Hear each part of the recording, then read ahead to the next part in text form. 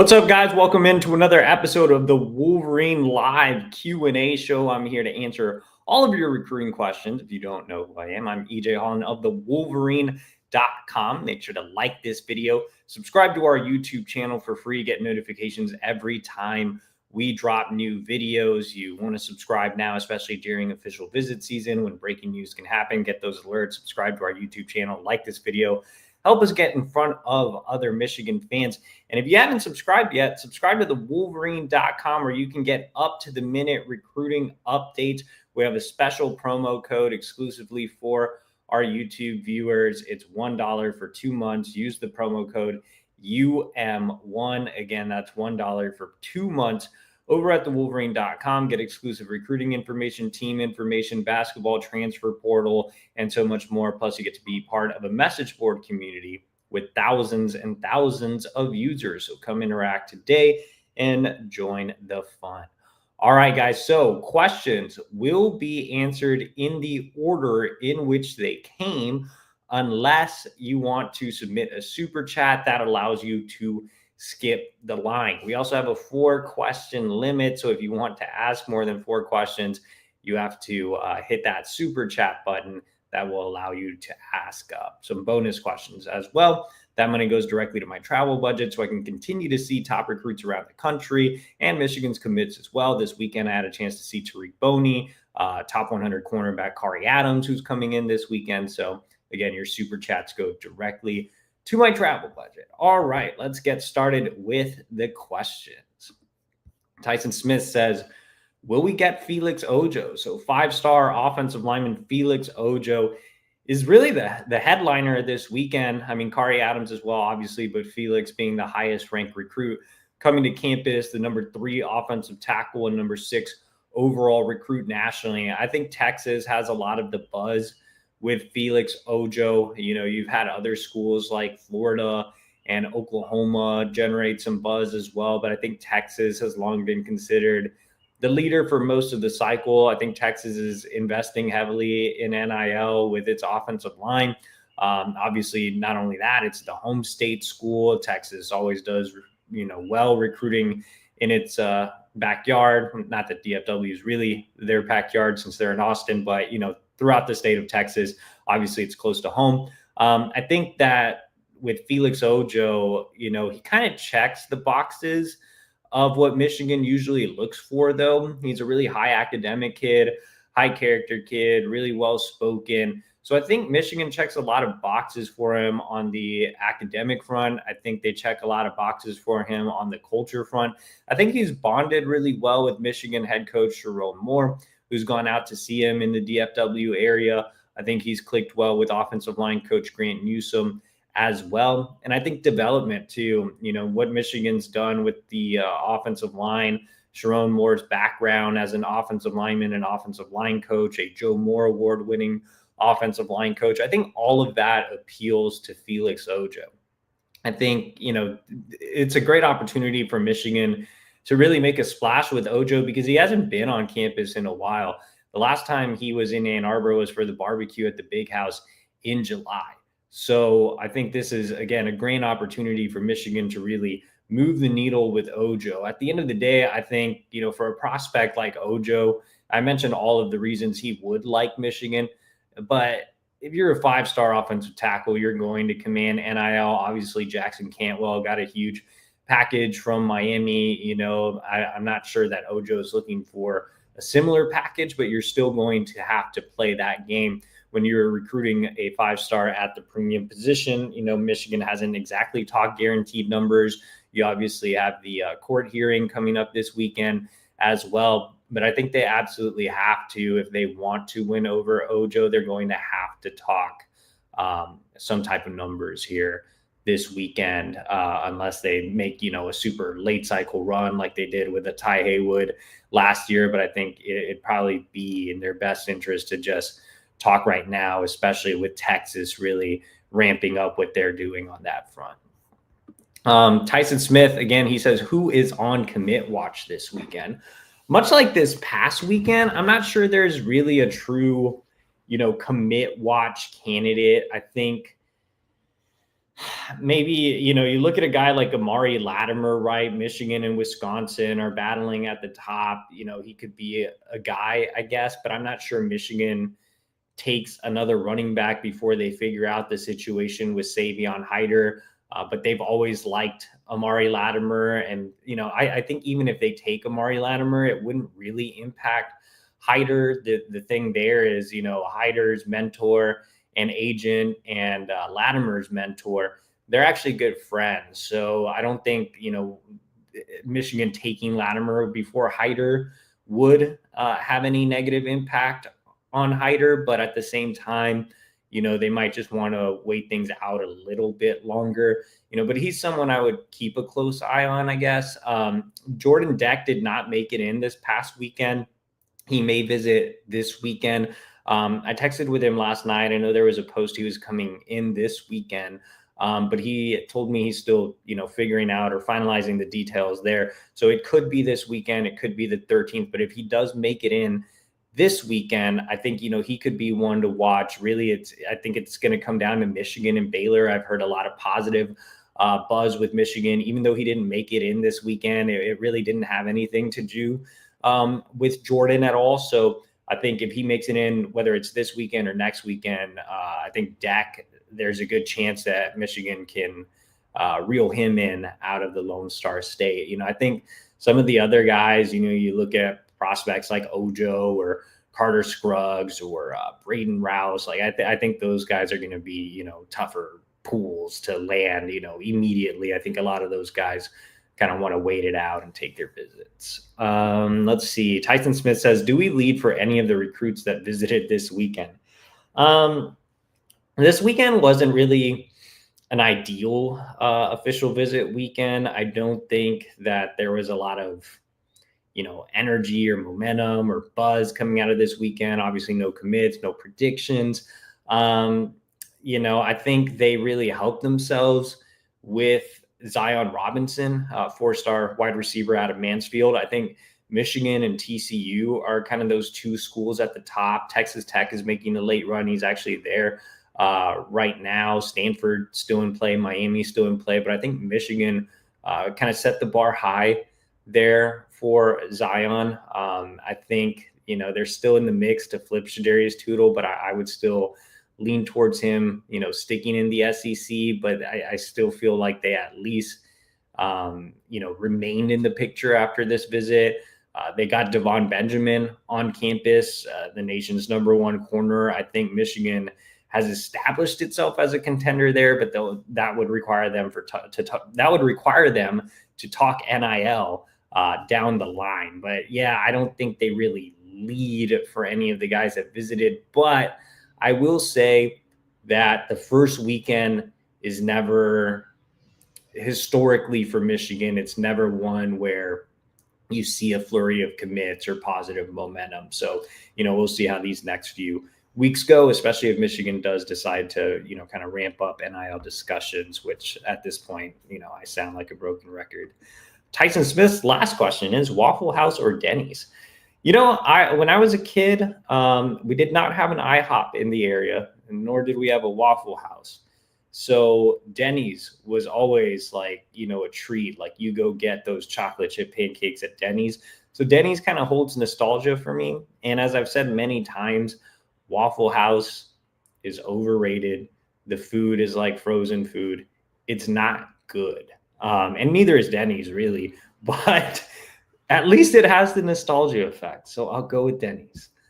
Zachary Pizzo says, what happened with Leo Delaney? I never put in a prediction for Leo. I know my colleague Ethan McDowell did, and I think Ethan did a great job of building a relationship with Delaney and his family. But there was always part of me, the reason I didn't join Ethan on the prediction is there was always a part of me that felt like Delaney wanted to stay down south. Like early on in his recruitment, Georgia was considered a front runner, and then things kind of cooled off there. And then Tennessee started to build some momentum, and then things kind of cooled off there.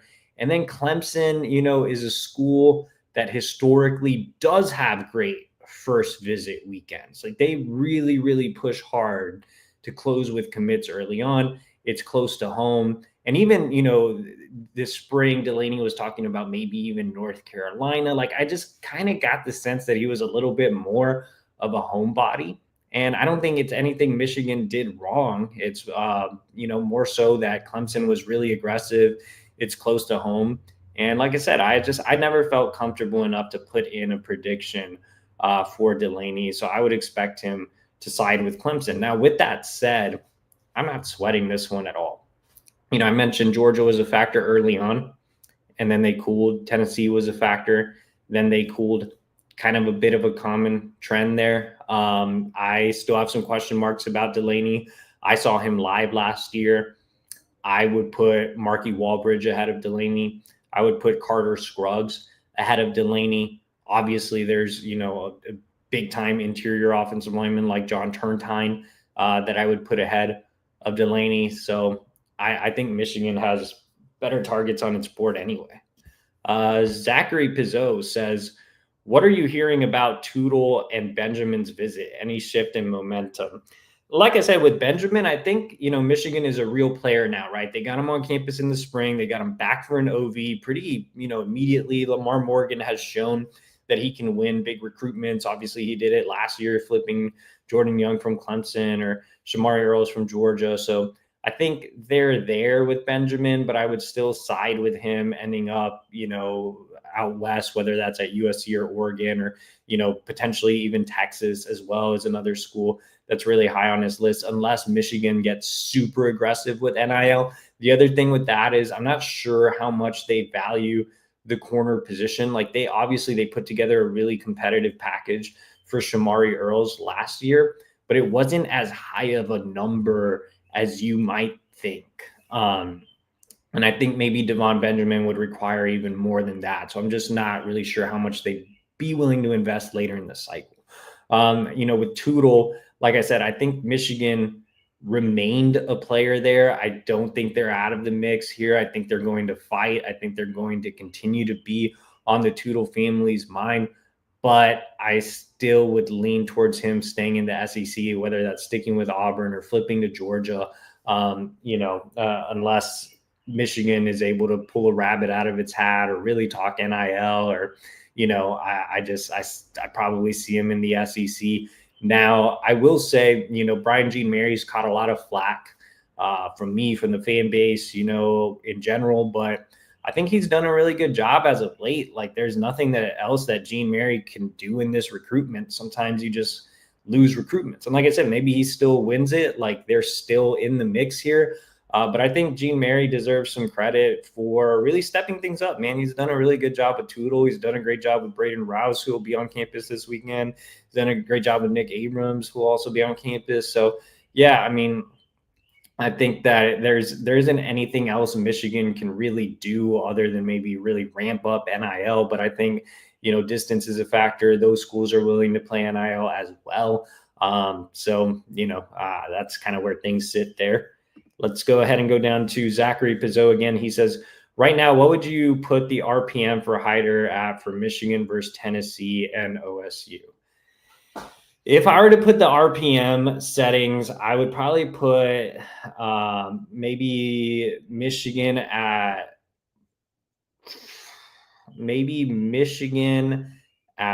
40. No, Michigan at 45. Tennessee at 40, Ohio State at 10.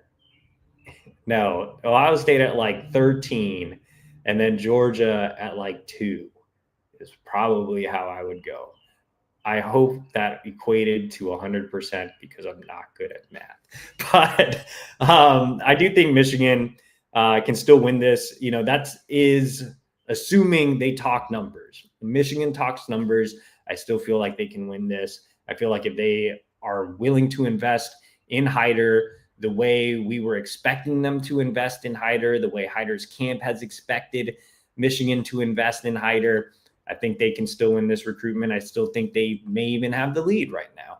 But Tennessee is coming in strong. They have been for the last couple months. If you're a member of the Wolverine.com, I've been talking about Tennessee more than Ohio State for several weeks now. I think that Tennessee is willing to invest a lot into Hiter. I also think where Tennessee has maybe a tiny little, sell is the fact that they're drivable. And I've mentioned this before, but Hiter is a small town kid, very, very quiet. As you can see, hardly does any interviews. Knoxville he lives right outside of the Blue Ridge Mountains. Knoxville kind of fits that kind of similar type of environment. So I think that's another little sell for Tennessee. At the same time, I think Michigan's sell, aside from the NIL, is just the relationship with Tony Alford. I mean, Alford's been recruiting him for multiple years. Alford has a track record of developing running backs. Tennessee just hired a new running backs coach. I don't even know who he is, to be completely honest. I think that Tony Alford can win this recruitment. I mean, he's invested a lot of resources. The relationships are not only there with Hiter and his family, but also his agent and trainer. I think that that's the sell for Michigan if the numbers for NIL are really close. Let's go to Zachary Pizot. He says, would you expect an early commitment for Zion Robinson? No, Zion, like I said, he went from Michigan straight to Texas Tech, so he's there right now. Then he's going to TCU. Then he has Miami. Then he has Stanford. He told me he's going to commit in July. So Ryan also asks about Zion Robinson. What's the story on Zion Robinson? He's highly ranked, but doesn't seem like that many schools are after him. So yeah, his rankings are all over the place. He's I don't know if our producer Megan can scroll down a little bit here, but he's 160 on the industry. He's a 3-star on On3. He's a top 100 on 24/7 and a top 150 on Rivals and ESPN. Now, you don't have the Ohio States and the Alabamas and the Oregons involved in this recruitment. I mean, he still has a pretty good list of schools, obviously. Texas Tech investing a lot in NIL. TCU always finds really good diamonds in the rough. Miami's involved. So, I think the story with Zion Robinson is he's originally from Ohio, which is interesting. He's not a Texas native. His family is, though. Both of his parents went to TCU. His father was an Olympian in track. And, I think that speed has kind of rubbed off on Zion. Zion ran in the 10.9s as a sophomore. So I would say, had he ran track this year, like competed in the 100 meters in track, I would say he'd probably be in the 10.7s maybe. So he has the speed, he has the height. He's about 6'2 and a half.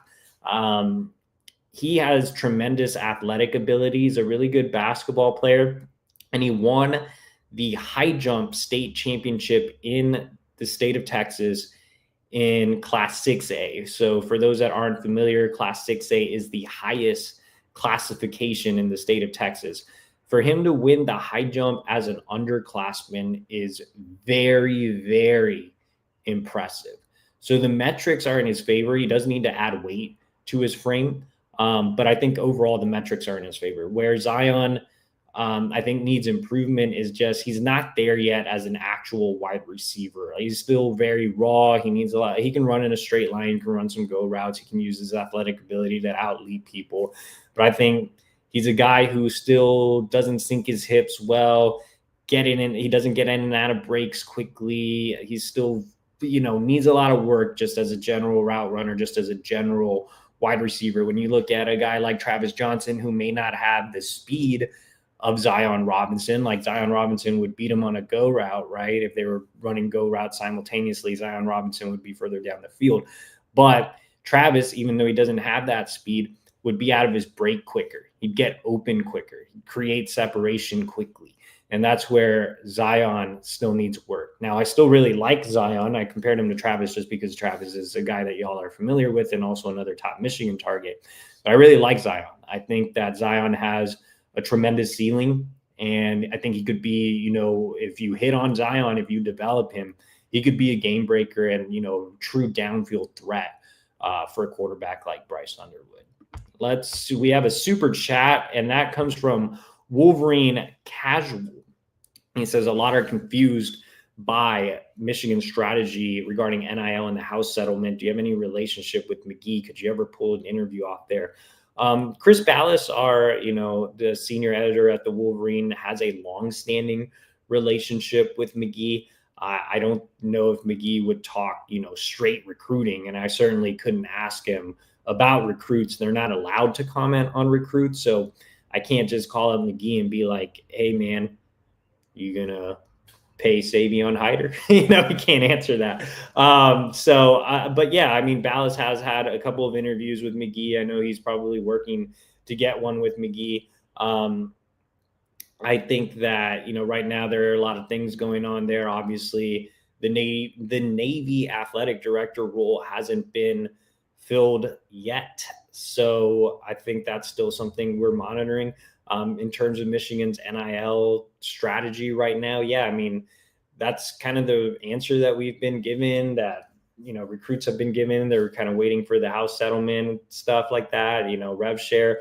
But, and obviously they have the court hearing this weekend. I don't know if that'll have any impact or not.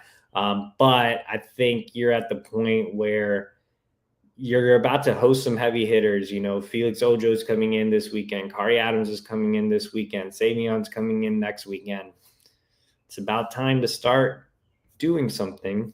Let's go to Ryan again. He says it seems like recruits weren't bothered very much with Sherrone's suspension, which is good. But is there more worry out there on the trial about this weekend's infractions hearing? I think they kind of have the same mindset of we'll see what comes of it, right? I don't think anybody, and you didn't see anybody cancel their official visits or really express panic. I think most recruits that I've talked to have been like, hey, this is what the staff has told us, which is, they weren't really involved in any wrongdoing. They, what Michigan stands, some of the rhetoric has been, what Michigan stands for, what type of relationship that we have, what the culture really is at Michigan. And so those are some things that the staff is kind of focused on. I think they've kind of reassured some of the recruits that they feel like they're going to get through this and weather the storm. So I think everybody's kind of mostly just taking a wait and see attitude to what really comes of it. So I guess we'll find out and see what happens this weekend. Ryan says, what's the latest out there with the NIL situation? I find it hard to believe that last cycle where NIL helped us land the best class in a while, and 6 months later we aren't talking about numbers. Like I said, we just don't have a lot of details there. They have a strategy. They probably have a strategy for a reason. We've continued to be told that it has to do with the court rulings and rev share and things of that nature, and that's what they've told recruits as well. But I think it's kind of getting into crunch time, like I said, over the next few weeks. Customer service says, what's the deal with Ian Premer? Anything with Keys or Bear?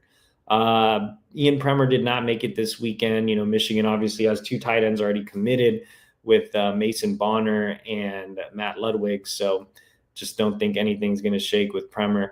Tristan Keys, nothing's really going to happen with him unless they put together a big package.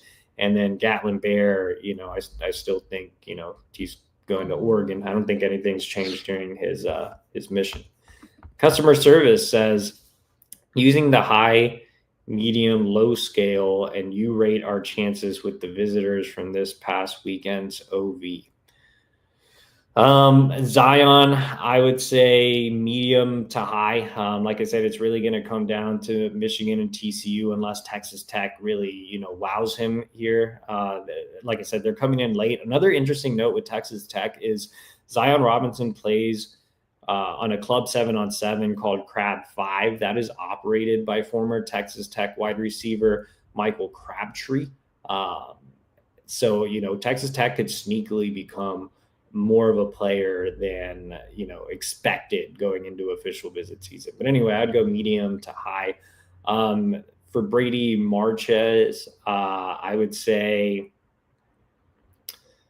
low to medium. I mean, obviously it's great to get a Georgia commit on campus, but he's still taking he's going to be back at Georgia this weekend. He's planning to take official visits to, I believe, Arizona State, Florida State, South Carolina. So, we'll see. Shadarius Tootle, I'd probably go low to medium. Like, it wouldn't be the most shocking thing in the world if Michigan pulled that off. But like I said earlier, I think he'll stick in the SEC. Jax Tanner, I would say low. I think Michigan really did everything it could this weekend, but I just see him sticking out at out west at BYU or Oregon. He's also a Mission kid, so he's technically at 2028. Davon Benjamin, I would say, right now it's low to medium, but it really, again, depends if Michigan talks NIL later in the cycle. Damari Simeon, I would just say medium. Like, he's just so hard to read. I talked to his NIL agent earlier. Like, there just isn't a whole lot to go off of. Like, Michigan has done well. They've made him a priority. I don't like that they got the first visit. I would probably give the edge to Penn State and Ohio State, but that one's just a really, really tough one to read. Customer service says, when is CJ Sadler committing? What's your take on our chances with Savon Hiter now? So, like I said earlier, I still think Michigan's in a good spot with Hiter if they talk numbers. In terms of CJ Sadler, I've mentioned some moving parts there, so we'll see how that plays out. It'll be interesting to see what weekend he does make it to Michigan for an OV. In terms of when he's committing, it'll probably be later in the summer, but, like I said, moving parts. Nixes says, do you expect Davon Benjamin to come in? Did you expect Davon Benjamin to come in this past weekend? And do you think we are back in contention with him, or is Oregon going to lay him? No, he was definitely a surprise visitor. I'm not going to sit here and say that I knew something behind the scenes. I didn't. Like, that was a surprise visitor. That was a great job by Lamar Morgan getting him on campus. Definitely did not expect him. But like I said, I think with Benjamin, it really just depends on if they talk numbers with him later in the cycle. I think it's going to be tough to beat Oregon, USC, and Texas. Those are the big players there. So we'll see. Nixes says, apparently Larry Ellison is giving us 20 to 40 million per year to the athletic department for football. Michigan didn't even ask fans to donate for NIL this year because of that. I'm not sure if that's true or not. I have not heard that. Nixes says, which recruits this next weekend do we have the best chance to land, and can we improve our standing with? Like I said, no real commitment candidates. If Jordan Deck does make it in this weekend as opposed to next, he would be one they have a good chance to land. Omari Latimer is still a good chance to land. I think it's going to take some work with some of the other official visitors. I think, like with Felix Ojo, like I said, they're going to have to talk numbers at some point. Same with Trenton Henderson, though they're a bit of a dark horse there. I think it's going to be tough to win Braden Rouse. I think Tennessee's trending there. I think it's going to be tough to win Mikhail Blade. Notre Dame's trending there. Nick Abrams, I think Michigan could win that one, but eventually, I think Georgia, Oregon, Alabama, those are some heavy hitters, but I think that Michigan fits a lot of what Abrams is looking for. Carter Scruggs, I still think they can win that one too. Like, I know Clemson had the buzz early. They pushed to get him to commit in the spring. He didn't do it. They pushed to get him to commit again. He didn't do it. So I think Carter's another one, like Nick Abrams, both DMV kids. They both value a lot of what Michigan can offer them on and off the field. I think Michigan's become a sneaky player with Kari Adams. If he commits in late June, like he said he's going to, I probably don't think it's going to be Michigan, but I think that one could be like a duplicate of Shamari Earls, where Michigan just keeps working on him and maybe they can win him later in the cycle, because much like Shamari, they got on him a little bit later. Remember, it took a while for Michigan to get in the mix with Shamari because he was originally committed to South Carolina. They had the coaching change. Lamar Morgan came in. Kari Adams, obviously Morgan was already here, but they got in on him late. They haven't had as much time to recruit him as the other contenders like Notre Dame and Penn State. But later in the cycle, I think they can make a move there. Wilson Zier, I think he's an Auburn lean. And then Donovan Webb. I don't know. That one's kind of hard to read. I would have to do some more digging there. Nixus says, when are Malachi Lee and Kelvin Obot going to commit? Do you think Jax Tanner is a good replacement for Leo Delaney? Malachi Lee and Kelvin Obot are planning to commit at some point this summer. Neither has really released dates. I think Michigan remains a good dark horse there for Obot. I think they're right up there with Malachi Lee for sure, along with Texas and Georgia and Alabama. In terms of Jax Tanner being a replacement for Leo Delaney, no on a couple of fronts. One, Delaney was likely going to be a guard. They're recruiting Jax Tanner as a center.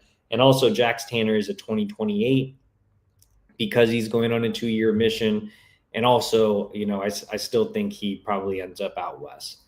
Ben Rickett says, what are the odds of landing Zion Robinson? Obviously, we kind of got to that already. I think Michigan's right up there with TCU. Ben Rickett says, other than Tootle, who are some flip targets? Obviously, they had Brady Marchese on campus this weekend.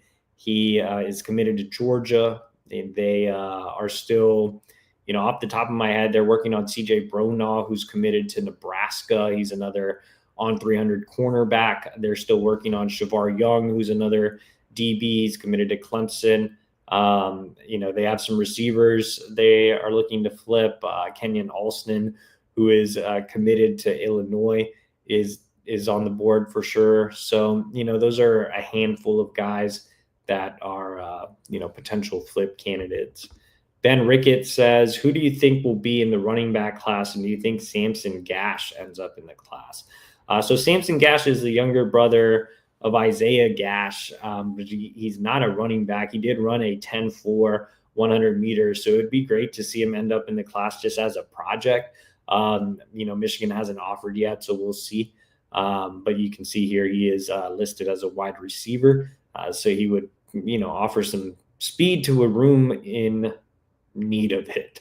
The running back class, I still think ideal it's Hiter and Latimer, but, kind of just see how the official visits play out the next few weeks. There aren't a lot of running backs on the board outside of those guys.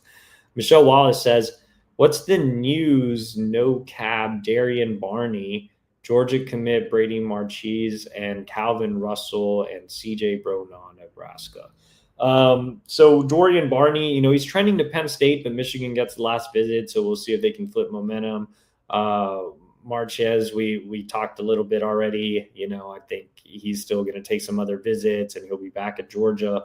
Calvin Russell, hasn't scheduled his OV yet. I believe he's going to Oregon and then Miami, so we'll see if they get him in.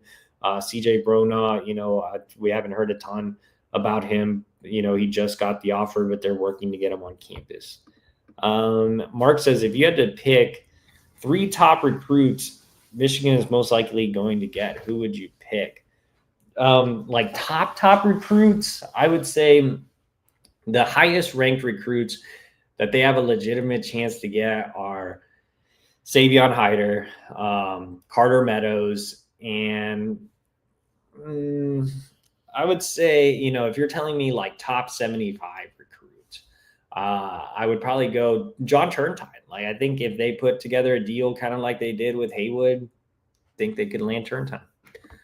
Michelle Wallace says, I gave you 2 super chats for my questions. It's right above this. Did we get super chats? I don't think they came through, Michelle Wallace. We are over time, so let's go rapid fire. But if you do want to submit the super chats, that would be great. Michigander 1212. Has Michigan made a huge leap in any recruits lately that haven't had Michigan in their top 10? Top 10 is a pretty large list. I would say, recruits they've made a big leap with, definitely, Davon Benjamin. They've recently made a nice move with Calvin Russell. I don't know it'll be enough without talking numbers, obviously, but, those are some high profile ones that come to mind. Zachary Pizzo says, can someone explain what we are currently doing with NIL? Are they telling recruits, sorry, we can't talk about that right now?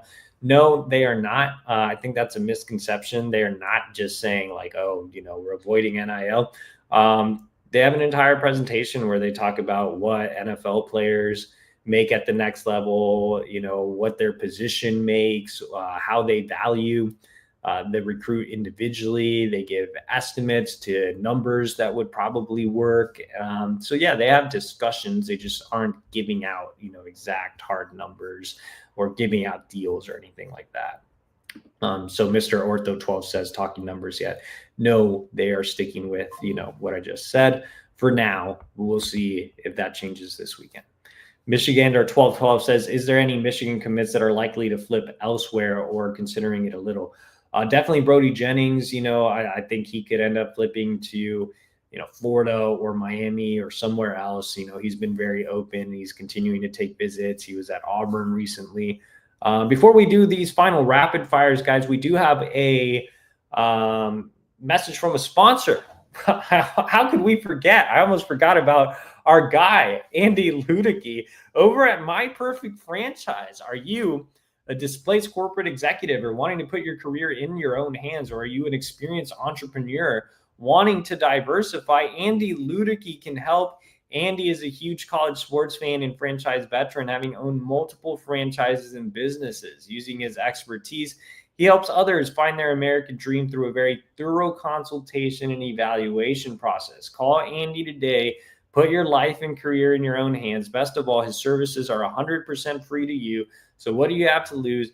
Visit Andy at myperfectfranchise.net. Give him a call at 404-973-9901, or even set up a Zoom with Andy. Just send him an email, Andy at myperfectfranchise.net. Again, make your franchise dreams come true. All right, let's finish off with rapid fire. Tom H says, I'm in the recruiting business and I can't get anyone to join my company. We have a $5 super chat here from Wolverine Casual, so we'll get back to you, Tom H. But he says, at what point do you feel Michigan has waited too long to talk NIL? Next 2 weeks, what do you think happens if we don't talk turkey by June 20th? They'll still be able to make late runs with certain guys later in the cycle, maybe not to the extent of last year, but I still think, if they decide to talk hard numbers later in the cycle, they can obviously still land some talented recruits. But I think, not talking NIL, there are going to be guys that probably you just can't flip because they have, bigger packages already, or they might have signed some paperwork or things like that. So it could definitely cost them some top targets as well. Tom H says, I'm in the recruiting business and I can't get anyone to join my company. Lots of interest, but nobody joins. So should I consider franchising instead? That was the perfect segue. I should have waited for Tom H. But yes, again, you can visit Andy at myperfectfranchise.net. Wolverine Casual says, how do you feel about Michigan having the second to last visit with Hiter? Will we try to get him to shut it down? They might, but Savion's not going to commit until sometime in July or early August is what I was told. Steven Vargo says, I would argue that Bellamy is not a good developer of wide receiver talent. Thus, they need to recruit wide receivers that are already more polished in route running and getting separation. And raw wide receivers don't develop quickly. I would counter your argument and say that if you end up with a bunch of guys that can run routes but don't have athletic ability, then you're going to have a room similar to what it is now, which is lacking. You don't need 1,000 of the same guys that are good route runners that get open. You don't need 1,000, Semaj Morgan, Channing Goodwin, Marion Stewart, Jalen Pyle. Like, you need speed. You need guys with athletic upside, and Bellamy's going to have to be the guy that coaches them up. David says, do you see Delaney committing to Clemson before his official visit to Michigan, or does Michigan still have a chance to impress him? It sounds like that one's pretty much done, man. Wolverine Casual says, last class had 7 top 100 kids, just guesstimating how many top 100 class in this be and who might they be. Like I said, it really depends if they talk numbers. If they do, you could see them land Savon Hiter, Carter Meadows. They could win over John Turntime. They could definitely get a few others. So, it really just depends on NIL. Cure Lou says, this might have already been asked, but two-parter. How many kids do you think end up in the class, and how high do you think the class will finish? Again, a lot of, these hypotheticals are going to be based on what Michigan does on the NIL front. Right now, if they continue this trend, it's probably going to be outside of the top 10.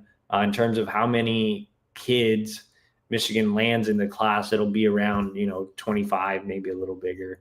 Wolverine Casual says, if you were the GM of Michigan, what would you change about recruiting? I would just start talking numbers and figure it out later.